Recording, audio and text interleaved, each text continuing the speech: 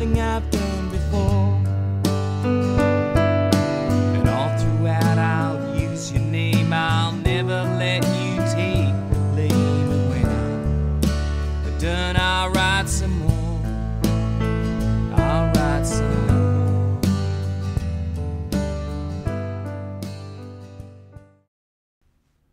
Today, we'll embark on a captivating journey through time where we will unlock the secrets of America's rich heritage, not through the traditional pages of history books, but rather through the fascinating world of postal covers. Within each cover lies a unique narrative, offering insights into the social, cultural, and historical context of the time they were sent.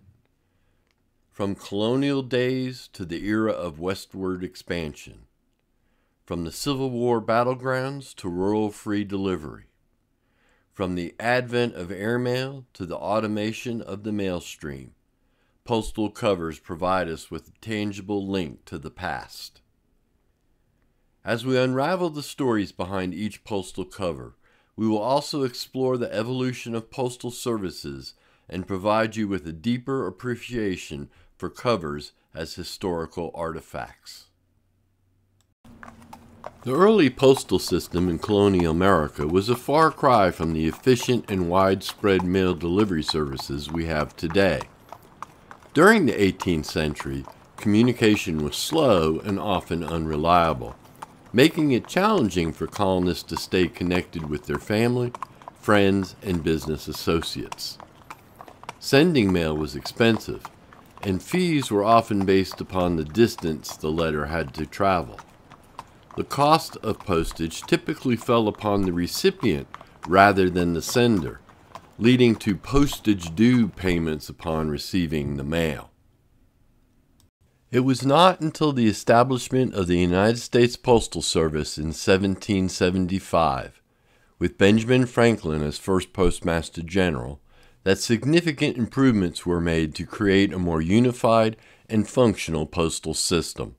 Franklin implemented significant reforms, creating a more structured postal network with specific post office and appointed postmasters.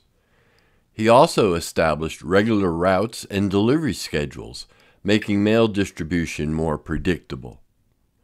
It is interesting to note that as first Postmaster General, Franklin's salary was $1,000 per year. In the colonial era, the United States postal system utilized diverse approaches to calculate and gather postage charges from the recipients. Covers originating from this time, before the introduction of postage stamps, are commonly referred to as stampless covers. Throughout this period of stampless covers, a range of techniques existed to indicate the payment of postage on mail. These included manuscript marking. The amount due or a paid notation would be written directly on the cover, usually in the upper right-hand corner. Postmark. Postmasters would write the postage amount on the cover accompanied by a postmark. Hand stamp. Some post office used hand stamps with the word paid and or the postage amount to indicate that the postage had been paid. Free frank marking. Certain individuals, such as government officials and postmasters, could send mail for free by using their signature as a substitute for postage. The first U.S. postage stamps came into being as a response to the growing needs. Prior to the introduction of postage stamps, the recipient of the letter was typically responsible for paying the postage upon delivery. As postal systems grew in size, this approach proved to be inefficient and led to many delays and disputes. In the mid-19th century, postal systems around the world were undergoing significant reforms to improve their efficiency. Sir Rowland Hill published an 1837 British pamphlet on post office reform. It introduced many improvements and helped drive the issuance of the penny black stamp in 1840. This small adhesive stamp, featuring the profile of Queen Victoria, could be affixed to the envelope, indicating that postage had been paid in advance. The success of the penny black and similar stamps in other countries inspired the United States to adopt a similar system. In 1845, the U.S. Congress passed a Postal Act, which authorized the use of adhesive postage stamps in the United States. The act stipulated that postage rates would be based upon the weight of the mail and distance it traveled, and that the prepayment of postage was mandatory. As a result, the first U.S. postage stamps were issued in 1847. These stamps featured portraits of Benjamin Franklin on the 5-cent denomination and George Washington on the 10-cent denomination. The stamps were printed on thin paper and weren't perforated. They were separated and cut apart using scissors. The 5 and 10-cent denominations were chosen for specific usages. The 5-cent denomination paid for letters traveling up to 300 miles, and this cover is a good representation of this rate usage. It carries a Schenectady, New York, April 29th cancel and a blue grid cancel on the stamp itself. It is addressed to Daniel Collins in Fayetteville, New York. The catalog value for this cover is $800. The 10-cent denomination paid the rate for letters traveling over 300 miles. The cover shown here was sent from New York on August 18th and arrived in Richmond, Virginia a few days later. The catalog value of this cover, with a red cancel, is $1,700. The Pony Express mail service was founded to provide faster communication between the eastern and western United States, especially during the period leading up to the American Civil War. It operated for only a short period of time, from April 3, 1860 to October 26, 1861. The Pony Express used a relay system of horse-mounted riders to deliver mail. Riders would change horses at stations located every 10 to 15 miles along the 2,000-mile route. The average speed of a Pony Express rider was 10 miles an hour, but some riders could average up to 15 miles an hour. Riding for the Pony Express was a risky business. Riders faced dangerous conditions, including hostile Native Americans, bandits, and harsh weather. In its 18 months of operation, the Pony Express lost only 2 mailbags. However, 11 riders were killed in the line of duty. Given the Pony Express's prioritization of speed, its riders tended to be small, and many of them were adolescents. Among Nevada's youthful riders was Billy Tate, a mere 14 years old, entrusted with the route connecting Carson City and Camp Ruby. Unfortunately, Billy's fate would not see him grow any older. On his final journey, he encountered an ambush by a band of approximately 12 Bangkok and Ute warriors. Billy tried to conceal himself behind a massive boulder, resolute in his determination to confront the assailants and safeguard the mail. But the attackers succeeded in killing him, and they released his arrow-ridden pony to alert the next station of his fate. When the nearby station masters sought out Billy, they were met with a scene of 7 deceased Indians and the lifeless form of Billy, his body pierced by arrows but still protecting the intact way pocket and enclosed mail items. The Pony Express saddlebags, supplied by the company, had nothing to them but the bare tree, stirrups, and cinch. 2 large pieces of leather, about 16 by 24 inches long, were laced together with a leather strap thrown over the saddle. Fastened to these were 4 pockets, 2 in the front and 2 behind, that hung on each side of the saddle. The 2 hind pockets were the largest, and the one in front on the left side was called the way pocket. All of these pockets were locked with small padlocks, and each home station keeper had a key to the way pocket. When the express arrived at the home station, the keeper would unlock the way pocket, and if there were any letters for the boys between the home stations, the riders would distribute them as he went along. There was also a card in the way pocket the station keeper would take out and write the time the express arrived and left his station. If the express was behind time, he would tell the rider how much time he had to make up. All Pony Express covers are sought-after items among philatelists and history enthusiasts due to their historical significance and rarity. These covers often bear special markings, postmarks, and stamps that authenticate their association with the Pony Express. The relatively short period of the Pony Express's operation, combined with the wear and tear of the covers during transportation, has contributed to their limited survival. The estimated total number of surviving Pony Express covers is 250. Here is an incredible Pony Express cover addressed to Abraham Lincoln. The cover is postmarked August 18, 1860, 4 months before Lincoln was elected president, and is the only known Pony Express cover addressed to a U.S. president. The cover does not bear a return address, so it is not possible to determine with any certainty who sent Lincoln this letter. The cover's estimated market value is over $200,000. Few people realized the Pony Express was only in operation for a little over 18 months, and just how expensive it was to send a letter using this service. The letter sent to Lincoln would have cost at least $5, which, adjusting for inflation, is $150 in today's U.S. currency. The Pony Express was also a financial failure. It cost $75,000 per month to operate, and it only generated about $50,000 a month in revenue.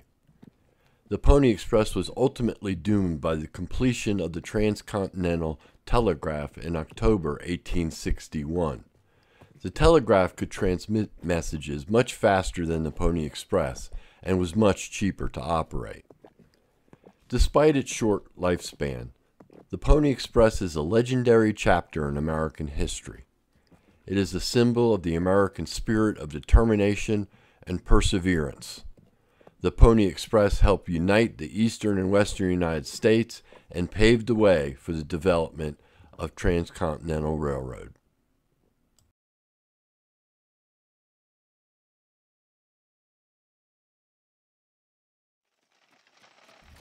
The history of the United States Western Stagecoach Mail Services is a tale of innovation, adventure, and connectivity that played a vital role in the shaping of the American frontier. The Western Stagecoach Mail Services left an indelible mark on American history. These services bridged vast distances, enabled trade, and facilitated the exchange of information, contributing to the growth and unity of the nation's western territories. The spirit of adventure, determination, and innovation associated with these services continues to captivate imaginations today. The California Gold Rush intensified the demand for reliable communications. Stagecoach companies like the Butterfield Overland Mail and Wells Fargo capitalized on this opportunity. The stagecoach mail system was an integral part of the broader mail delivery infrastructure during the 19th century in the United States. The stagecoaches used were known for their distinct design and sturdy construction, which allowed them to endure the rugged and often challenging terrain of the frontier. They had a robust wooden frame and body which was mounted on heavy-duty leather straps known as through braces. These provided a degree of suspension to help absorb the shocks of the rough roads. Mail was typically placed in specially designed mail bags or pouches that were durable and capable of protecting the contents from the elements. These bags were often made of leather or canvas. At various locations along a stagecoach route, the stagecoach would stop at designated post office or waypoints. Here, mail bags would be loaded onto the vehicle by stagecoach workers. Stagecoach personnel would also keep records in the form of waybills. Waybills provide a detailed record of people and goods being transported from one location to another along the route. Stagecoach waybills and other documents were kept inside a special way pocket like these shown here.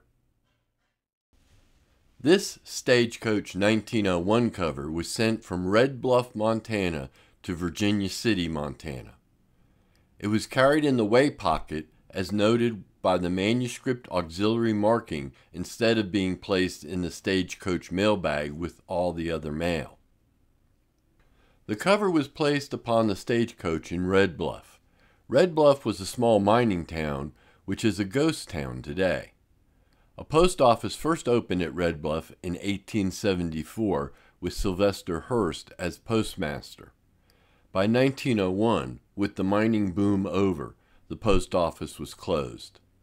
This cover traveled the 33-mile stage route in the way pocket until it reached its destination in Virginia City. The cover is addressed to Simon R. Buford, a powerful and wealthy merchant located in Virginia City. S.R. Buford opened the region's largest grocery store here in 1878. Buford's was the supply and distribution point for most of southwestern Montana, including the lucrative liquor business. His store was one of the first in Virginia City to be built of brick, and it still stands today. This Virginia City and Red Bluff Stagecoach Company waybill was used on Christmas Eve 1894 stagecoach trip. It carried 4 passengers and a multitude of parcels, including, no doubt, Christmas presents for loved ones. This document was also carried in the stagecoach way pocket. Here is another way pocket cover addressed to S.R. Buford in Virginia City. This manuscript auxiliary marking designates the way pocket with just the initials W.P. Finally, here's one more example of another way pocket cover, this time addressed to Chas Buford in Virginia City. This cover was sent from the Northern Pacific Hotel in Bozeman, Montana. The state of the Civil War in late 1862 was one of stalemate. The war had already taken a significant toll on both sides. The Union was suffering from high casualties, and the Confederate Army was facing a shortage of supplies.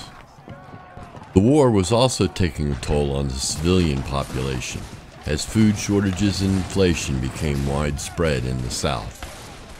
During the winter months, both armies regrouped in camps and prepared for springtime campaigns.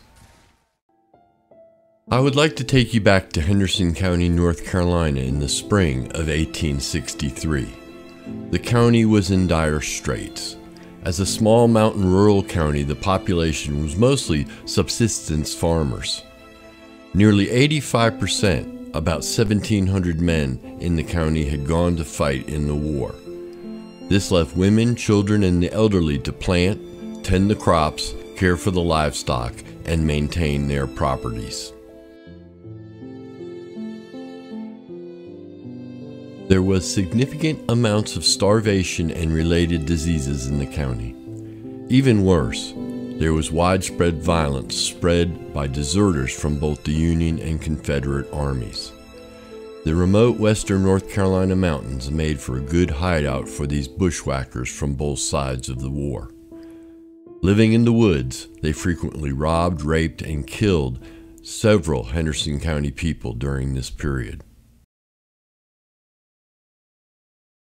This western North Carolina stampless cover is from the spring of 1863.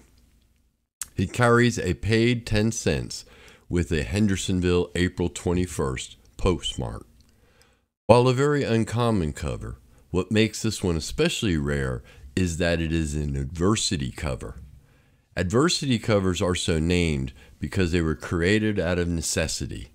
Union blockades of the South made it difficult to import goods from other countries, including paper. This led to a shortage of paper in the South, which made it difficult to write letters and mail them. In order to overcome this shortage, people in the South began to use whatever materials they could find to create the letters and envelopes they needed. This included using the backs of ledger sheets, printed circulars, blank pages from books, maps, and even wallpaper.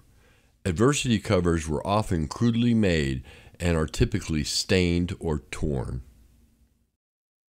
As shown here, this cover is made of wallpaper from a house in Henderson County. This cover is an important part of the history of the American Civil War and provides a glimpse into the lives of people who lived during that time. The introduction and expansion of railroads in the mid-19th century revolutionized transportation in the United States. Railroads were faster and more reliable than previous methods, allowing goods and people to move across the country in a fraction of the time. Recognizing the potential of railroads for mail delivery, the Post Office Department began to experiment with using trains for mail transport. In early July 1838, before the United States issued any stamps, Congress authorized the use of railroad technology to transport mail that was carried in locked pouches aboard trains. Mail carried by the railroad from this period can often be identified by a RR postmark, which designates either the railroad or the route agent location. This 1848 cover was placed on Railroad Route 401, Portsmouth to Boston, which was operated by the Eastern Railroad. The cancel is the route agent stamp Eastern RR. In the early 1860s, George B. Armstrong, manager of the Chicago Post Office, began to promote the concept of en route mail sorting aboard trains. His efforts paid off, and the first railway post office began operating on the Chicago and Northwestern Railway between Chicago and Clinton, Iowa, on August 28, 1864. Specially designed railroad cars facilitated mail sorting and handling, featuring specialized equipment and spaces for clerks to work in while the train was in motion.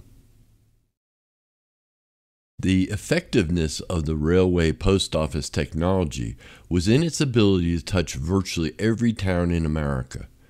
The coordinated routing and expedited service provided by passenger trains also supported mail quickly reaching its intended destination. The inside of this early RPO car was designed by Charles Harrison. The interior featured hinged metal railings that could hold mail bags within easy reach.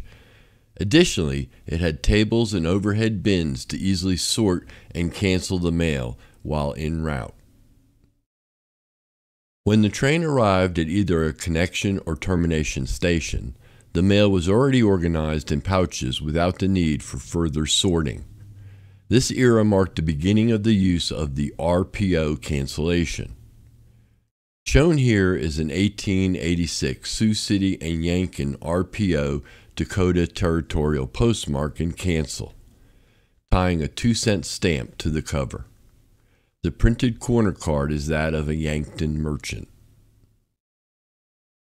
As railroad mail services expanded, it drove related technological advances. One such advancement was the mail hook and catcher arm system. This mail transfer on the fly method allowed mail bags to be picked up and dropped off without the train needing to stop fully. Located right next to a door, mail hooks caught a bag of hanging mail as it passed by the station. This saves significant amounts of time by not requiring the train to stop.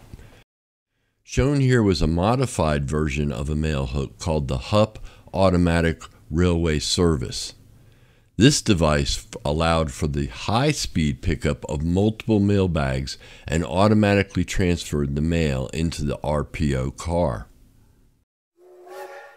By 1874, it became apparent that there was a need for a rapid and exclusive mail train connecting New York and Chicago. The objective was to enhance the mail's movement from the eastern seaboard to the midwestern parts of the country, completing the journey within approximately 24 hours. With the collaboration of participating railroads, specifically the New York Central and Pennsylvania railroads, The inaugural 5-car train was assembled on September 16, 1875. Embarking on its maiden voyage, the train journeyed from New York City through Albany, Buffalo, Cleveland, Toledo, and then ultimately Chicago. Remarkably, it carried over 33 tons of mail. Spanning the period from September 16, 1875 to July 22, 1876, the high-speed mail service achieved an impeccable record, never missing a single connection, and experienced delayed arrival in Chicago only on 3 occasions. On its trips eastward, the train encountered a delayed arrival in New York only once. The impact of these fast train routes on the broader mail distribution system was a reduction in transit time and a promotion of service efficiency. Eventually, these fast mail trains encompassed transcontinental routes as well. This cover offers a fascinating glimpse into a specific chapter of American postal history. With much fanfare, the attention of the entire nation was captured by the Transcontinental Lightning Express. The Lightning Express was employed to transport a theatrical troupe from New York to San Francisco in an unprecedented time frame, carefully planned to align with the opening night performance at its destination. The journey, extensively covered by newspapers nationwide, concluded in less than 84 hours. In addition to accommodating the acting troupe, the Lightning Express also carried a modest quantity of mail. As evidenced with this cover, the mail received a distinct slogan cancellation, serving as tangible evidence of the remarkable cross-country expedition. As anticipated, these scarce covers that feature this cancellation have evolved into highly coveted collectibles among enthusiasts. By the 1890s, the arrival of a carrier with a letter at your doorstep was a noteworthy event.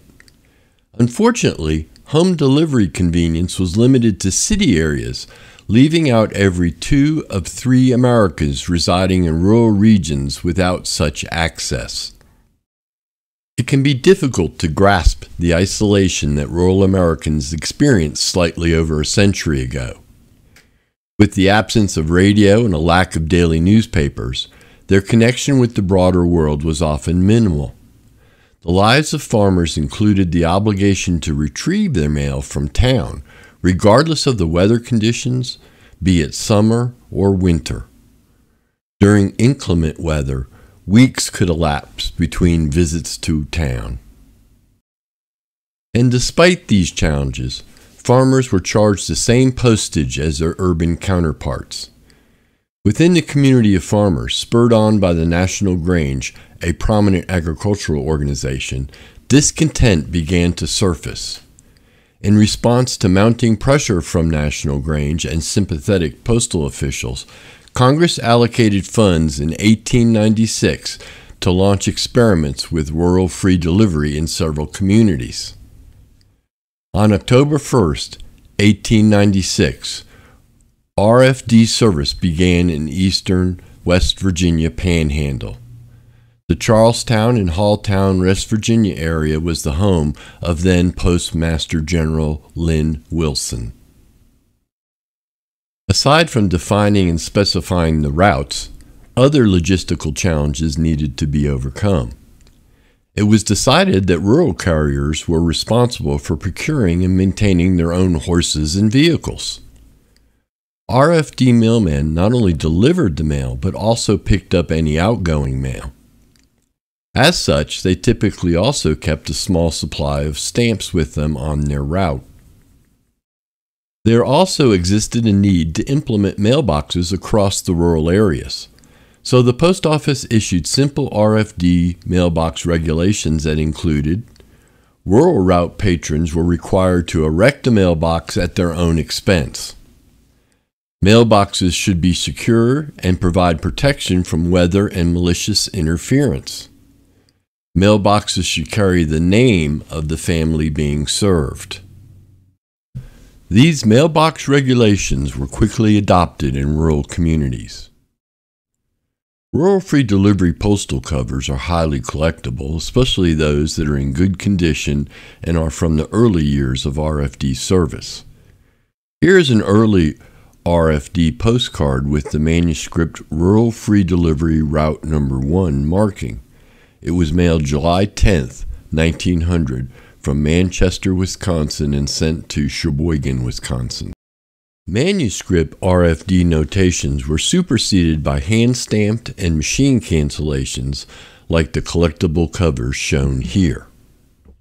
By 1902, there were over 40,000 RFD delivery routes in the United States, and it was transforming rural America. It brought rural families and farmers closer to marketplaces, delivered newspapers, magazines, and mail order catalogs to their doorsteps. RFD also helped drive a good roads movement as farmers organized to make significant road enhancements to improve their mail delivery. In the early days of aviation, a new race was taking shape, the race to deliver mail by air. On the one side was the post office, eager to find a faster way to deliver mail, and on the other side were the pioneering aviators who saw airmail as a way to prove the feasibility of flying long distances. The Post Office Department began scheduled airmail service between New York and Washington, D.C. on May 15, 1918. Simultaneous takeoffs were made from Washington's Polo Grounds and from Belmont Park, Long Island, both trips by way of Philadelphia. In these early years, the Post Office Department operated the airmail routes using Army pilots. The first transcontinental airmail route in the United States was established on September 8, 1920, between New York City and San Francisco. The planes used were mostly biplanes such as the de Havilland DH-4, which could carry about 1,000 pounds of mail. While routes were initially flown by day and mail carried on trains at night, the 1923 cover shown here was carried on the first trip of the night airmail service. It was mailed from New York on August 21st and arrived in San Francisco about 32 hours later. The Airmail Act of 1925, also known as the Kelly Act, was a landmark piece of legislation that privatized the airmail system in the United States. The act authorized the Post Office Department to contract with private airlines to carry mail and became known as the Contract Airmail or CAM system. The first commercial airmail flights under contract began on February 15, 1926. By 1930, the contract airmail system had grown quickly to include 34 routes, and two famous aviators, Amelia Earhart and Charles Lindbergh, had both piloted CAM flights. The contract airmail system had reduced the time needed to get mail across the country to just 30 hours. These early airmail planes had no reliable instruments, radios, or other navigational aids. Pilots navigated using landmarks and dead reckoning. To help with navigation, the Post Office developed a beacon system, which consisted of a series of illuminated, rotating beacons and large cement arrows to indicate the direction of the next beacon or airport. The airmail beacon system was a major breakthrough in the development of airmail service. It allowed pilots to fly at night and in bad weather, which made it possible to operate 24-hour mail service. The system also helped improve the safety of airmail flights. Beyond advances like the navigation system, the Post Office Department also sought to streamline every aspect of the airmail service. During late 1927, the Post Office Department added a truck to deliver mail between the main post office in downtown Chicago and the Chicago Municipal Airport. Since the mail was being canceled on a truck, a new and unique Chicago airmail field truck postmark was developed and utilized. The truck typically made a single 25-minute round trip, but sometimes made as many as 3 or 4 round trips in a single day. The use of the motor truck service was very short-lived, only lasting from October 25, 1927 through July 1st, 1928. The cover depicted here was canceled on the motor truck and was part of a special flight over CAM Route 2 from Chicago to Oakland, California via St. Louis, Missouri on February 21, 1928. The cover carries the horseshoe-shaped cachet associated with the pilot Charles Lindbergh. The history of United States airmail is a fascinating story of innovation, adventure, and technological progress. Airmail played a major role in the development of commercial aviation in the United States. It helped to prove the feasibility of flying mail over long distances, and it helped spur the development of new aircraft and technologies. Airmail also helped create the demand for air travel, which eventually led to the development of passenger airlines.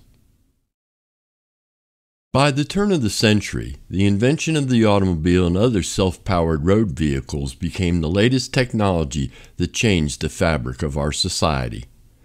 The automobile facilitated large population movements out of cities and into more rural areas. As dirt roads gave way to paved highways in the 30s and 40s, alternatives to railroad and airmail services became feasible. The automobile now allowed Americans to be more mobile than ever before, but this new technology also had a negative impact on the railroads. Railroad passengers' travel fell off sharply. Railroads began closing unprofitable routes, and this ultimately had a negative impact on the RPO mail stream. By the mid-1930s, post office officials saw motor vehicles as a viable replacement for the railroad service. Working with Congress, postal officials began formulating plans using motor vehicles to replace the loss of railroad coverage.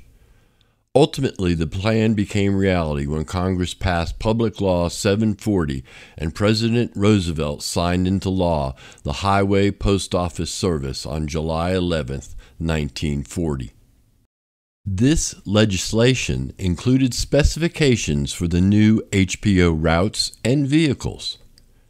Due to pressure brought by the railroad special interests, the law also included wording which disallowed highway post office services in any area which already had adequate railroad service.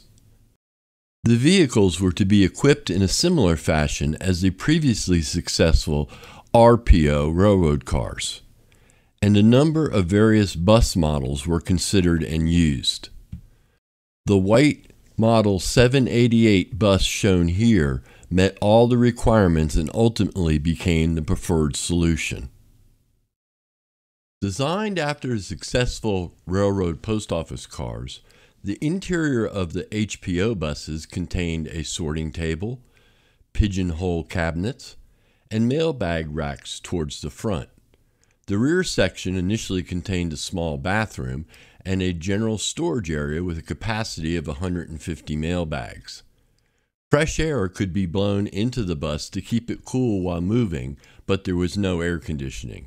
A heating system provided warmth during the winter months. The first HPO route was established between Washington, D.C. and Harrisonburg, Virginia in 1941. Given its railroad heritage and close ties with the RPO service, the HPO schedule was highly defined and adhered to. Typical stops lasted only a few minutes. This route also contained 2 trips, one in each direction. Most trips were usually done on the same day, although some routes required trips to be done over 2 days. To demonstrate the effectiveness of the HPO program, The Washington, D.C. to Harrisonburg, Virginia route, shown here, serviced over 125,000 residents. Much like railroads, not all post offices were adjacent or even close to the HPO route. In these situations, a connecting vehicle would meet the HPO bus. Just as it was started in the RPO era, these star routes transferred mail in closed pouches to the post office located away from the railroad terminals. This practice continued with the new HPO service. Here is a star route mail truck being loaded during the inaugural Washington to Harrisonburg trip. The post office heavily promoted the development of this new highway post office system in the media. The promotion also included developing special first trip cancellations based upon the popular first day of issue cancellations for stamps. Here is a first trip cover from the inaugural Washington, D.C. to Harrisonburg, Virginia trip. First trip covers typically included a cover for a trip in each direction. First trip covers can be collected for each of the 410 HPO routes that were eventually implemented. By the 1960s, several new technologies began to once again revolutionize the United States mail stream. The adoption of the zip code system and new sorting technologies ultimately drove the post office to move towards centralized sectional centers to process America's mail. The sectional centers would incorporate automatic high-speed sorting, facing, and canceling machines, as well as miles of conveyor belts that moved mail between processing areas within the plant and to the loading docks for transport. On October 20th, 1960, the post office placed into service a new 13-acre mail processing facility at Providence, Rhode Island, and widely promoted it as the first automated post office in the United States. Other technologies introduced by the post office included the new multi-position letter sorting machine. The machine moved letters into position in front of one of the operators. The operator typed in the destination town or city zip code, and the machine would automatically send the letter to join others headed for the same destination while the next letter takes its place. Postal workers using these machines could sort up to 30,000 letters an hour. Highly successful, the Postal Service began implementing these high-speed sorting machines in newly established sectional centers across the United States. As more and more sectional centers came online, they effectively made railroad post office and highway post office obsolete. Under the direction of United States Postmaster General James Edward Day, the Zone Improvement Plan, or zip code system, was announced to the public on November 28, 1962, and implemented on July 1, 1963. The Zone Improvement Plan was designed to improve the efficiency of mail sorting and delivery by providing a standardized way to encode and organize mailing addresses. The 1963 zip code, a 5-digit numerical code, identified specific geographic regions and made it easier for postal workers to sort and route mail accurately. Here, Postmaster General James Day is shown with two postal workers celebrating Mr. Zip in 1963. The zip code system helped streamline the mail distribution process, reducing errors and speeding up the delivery of mail. Postmaster General Day is also well remembered by many stamp collectors for a decision that came to be known as Day's Folly. Day made the decision to order the post office to intentionally misprint the Dag Hammarskjöld stamp rather than allowing a collector who caught the original inverted color error to cash in on his discovery of the misprint. The 21st century has seen experimentation by the post office with cutting-edge technologies. Drones have been tested for delivering the mail to remote areas or disaster-stricken regions.